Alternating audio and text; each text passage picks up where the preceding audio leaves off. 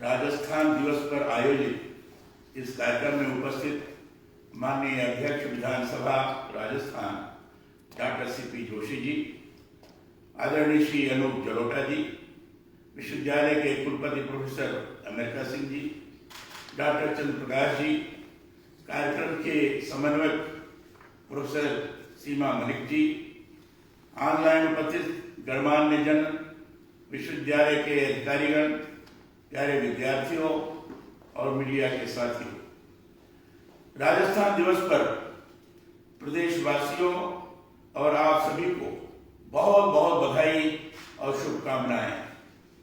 राजस्थान दिवस के इस आयोजन में भाग लेकर मुझे बेहद प्रसन्नता हो रही है। यह भी अत्यंत सुखद है कि माय होम के लिए अपना सर्वस्व न्यौछावर करने वाले वीर महाराणा प्रताप की पावन मेवाड़ की भूमि स्थित मोहनलाल सुखाड़िया विश्वविद्यालय में यह स्थापना दिवस आयोजित हो रहा है। मैं ये मानता हूं कि राजस्थान नाम ही मन में गौरव की अनुभूति कराने वाला है। भक्ति और शक्ति का तो यह संगम स्थल है। साहित्य, कला और संस्कृति में भी बेहद संपन्न है।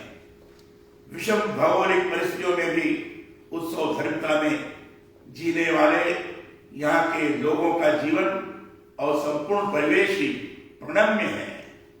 सात वार और 9 त्योहारों की इस पावन धरा को स्थापना दिवस पर मैं प्रणाम करता हूँ, अभिनंदन करता हूँ। कुछ दिन पहले ही स्वामी विवेकानंद की राजस्थान यात्रा पर लिखी पंडित झाबरलाल शर्मा की लिखी पुस्तक राजस्थान में स्वामी विवेकानंद पढ़ रहा था। स्वामी जी 21 अप्रैल 1894 वो खेतड़ी पहुंचे थे। 3 सप्ताह वो खेतड़ी में रहे। 10 मई को उन्होंने खेतड़ी छोड़ा। राजस्थान की धरती और यहाँ के लोगों को नजदीक से उन्होंने देखा था। अपने अनुभवों को सहेजते हुए उन्होंने बाद में लिखा है कि अपने देश और धर्म पर प्राण न्यौछावर करने वाले सत्यवर्ती राजस्थानी वीरों और वीरांगनाओं के प्रति मैं नतमस्तक हूं।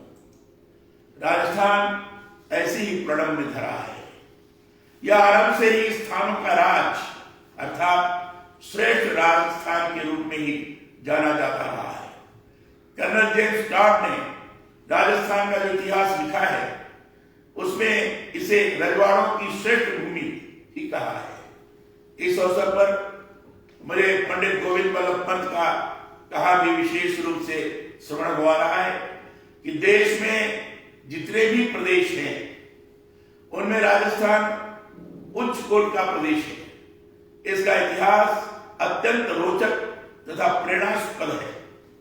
स्वतंत्रता के लिए यहाँ वीर राजाओं ने ही अपना सर्वस्व अर्पण नहीं किया, अपितु तो साधारण कोटि के लोहारों तक ने यह प्रतिज्ञा की कि जब तक स्वराज्य कायम नहीं होगा तब तक हम थोड़ा भी आराम और साधारण सुविधाओं का भी सुख नहीं मांगेंगे। यह वह वीर भूमि है जहां स्वतंत्रता का बीज कभी मुरझाया नहीं। यह सच है कि इस अवसर पर महाराणा प्रताप के साथ स्वराज के लिए कभी घर न बनाने का संकल्प लेने वाले गाड़िया लोहारों को हम कैसे भूल सकते हैं। आज भी उन गाड़िया लोहारों के संकल्प की कथाएं सुन मन उनके प्रति श्रद्धावनत होता है। राजस्थान की वीर धरा ऐसी ही है। इसके बारे में जितना बखान किया जाए वो कम होगा। मेरा राजस्थान से बहुत पुराना नाता रहा है। यहाँ के लोगों ने भी मुझे बहुत प्यार और मान दिया है। इसलिए मैं तो अपने आप को इस पुण्य धरा का सदैव ऋणी मानता हूं। मैंने राजस्थान का गौरवमय इतिहास पढ़ा है और यह सोचकर अचरज होता है कि मुगलों को से टक्कर लेते महाराणा प्रताप ने यहाँ संघर्ष का अनूठा इतिहास लिखा, तो गुलामी के दौर में भी यहाँ के स्वाधीनता सेनानियों ने देश को आजादी दिलाने में महती भूमिका निभाई। देश में आजादी के बाद रियासतों के एकीकरण की प्रक्रिया प्रारंभ हुई। उसी से आज का राजस्थान अस्तित्व में आया। मैं ये मानता हूं कि राजस्थान का गठन केवल भौगोलिक एकीकरण की घटना मात्र नहीं था। यह विभिन्न संस्कृतियों के समन्वय से में निरूपित बहुरंगी राजस्थान के विकसित और समृद्ध होने की एक तरह से अभिनव शुरुआत थी। आज ही के दिन 30 मार्च 1949 को प्रभात बेला में देश के तब के उप प्रधानमंत्री और केंद्रीय गृह मंत्री सरदार वल्लभ भाई पटेल ने जयपुर के ऐतिहासिक दरबार में आयोजित एक भव्य समारोह में राजस्थान के गठन का उद्घाटन किया।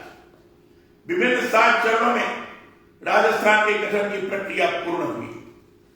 भारत सरकार द्वारा गठित राव समिति की सिफारिशों के आधार पर बाद में 7 सितंबर 1949 को जयपुर को राजस्थान की राजधानी बनाया गया।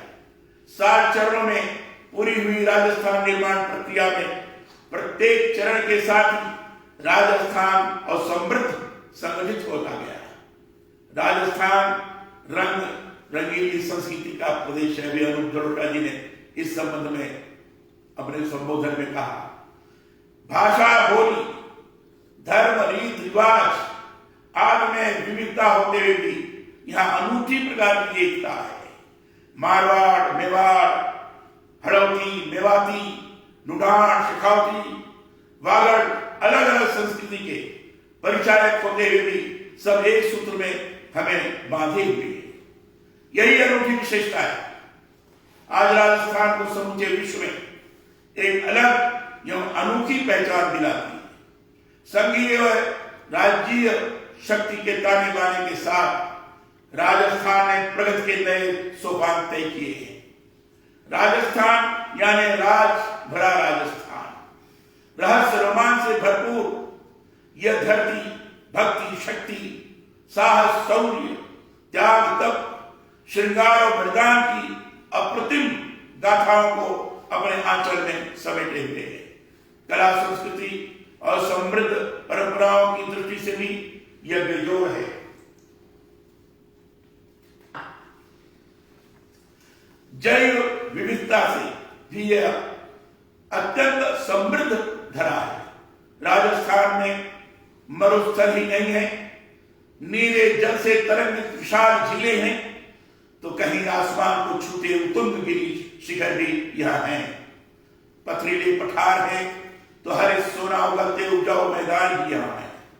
यहाँ के भव्य राजप्रसाद, कलात्मक हवादार हवेलियां, भांति भांति की व्यू रचना से युक्त अभेद्य अजेय दुर्ग और सदियों पुराने प्राचीन मंदिर तो वास्तु एवं स्थापत्य के जीवंत कोश है। पर्व, उत्सव, मेले, रीति रिवाज, वेशभूषा और हस्तशिल्प के इंद्रधनुषी रंगों से रंगी यह धरती पधारो हमारे देश का भाव भरा निमंत्रण ही तो है। आज का यह राज्य स्थापना दिवस मात्र एक दिवस नहीं है, इसके गहरे मायने हैं। यह दिवस सद्भाव की हमारी संस्कृति को सहजने का है। संकल्पित होकर प्रदेश के विकास में सभी की भागीदारी सुनिश्चित करने का है। आइए हम सभी मिलकर प्रयास करें कि राजस्थान आगे बढ़े, बढ़ता ही रहे। राजस्थान दिवस का हम प्रदेश के चहुमुखी विकास का संकल्प लेते इसे देश का अग्रणी राज्य बनाने के सहभागी बने। राजस्थान दिवस की पुनः शुभकामनाएं आप सब लोगों को मैं इस राजस्थान स्थापना दिवस के अवसर पर मैं स्वयं अभिनंदन करता हूं, आपको प्रणाम करता हूं और इतनी बात कहकर मैं अपनी वाणी को विराम देता हूं। जय हिंद, जय राजस्थान, धन्यवाद।